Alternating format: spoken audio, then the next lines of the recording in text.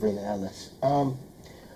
You are a dominant force right now as it relates to ministry, as it relates to standing up for women, mothers, single mothers, being faithful to your husband. You stand for that. What gave you the inspiration, number one, to preach? Have you always wanted to preach? Have you always wanted this life? And number two, what principles do you live by to continue to hold up the standard for yourself to be this example to everyone that you come in contact with? Well, let me answer one question first, and that is, no, I have not always wanted this life. Okay. This is not something I set out looking for. Mm-hmm. Being called to ministry, I knew that earlier than the time I accepted the call, but I did not want to accept the call. Mm. I did not want to preach.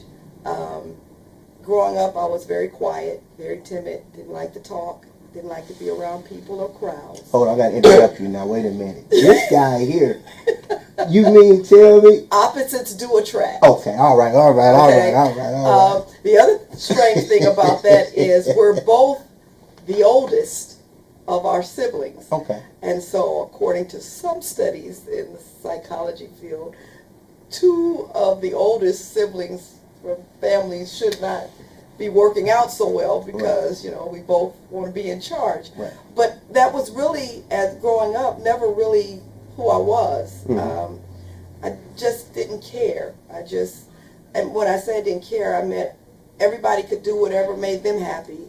Just let me be who I wanted to be. And that was shy. I was very shy and to myself. So I never saw myself being in a pulpit, holding a microphone, speaking to crowds. That was not something that I wanted. Okay. But as it relates to ministry to women,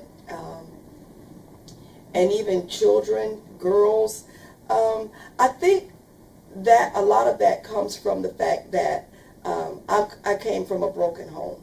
Now, I was not raised in Islam, and I did not have the horrible life as a child that Bishop Ellis had. Actually, my father was a pastor.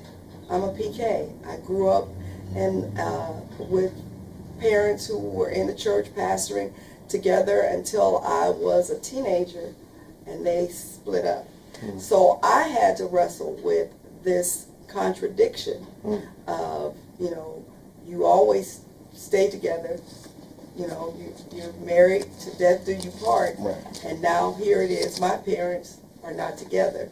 And so my mother finished raising me and my siblings on our own.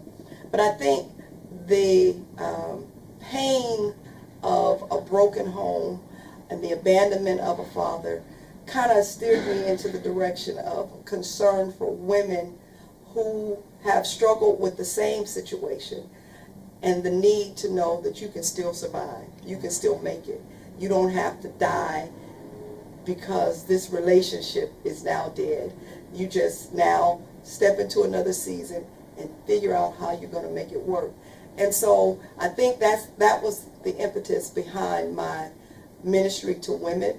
But when I came into ministry, I did not really know initially what direction it would take. And I tried my best to convince my husband that it would not be the preaching ministry because there was too much in the body of Christ to do besides that. But I've kind of evolved into several different things. And Paul said, necessity is laid upon me. That's how you...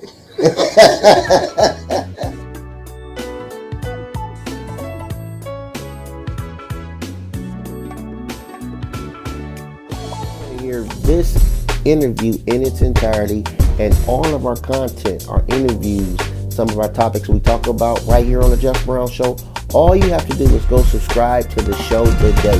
That's right, we're available on iHeartRadio, Apple Podcasts, Amazon Music, and we also just launched our brand new YouTube channel. Listen, We appreciate all your love and support. This is the show that makes you laugh and think. So go subscribe today to the Jeff Brown Show.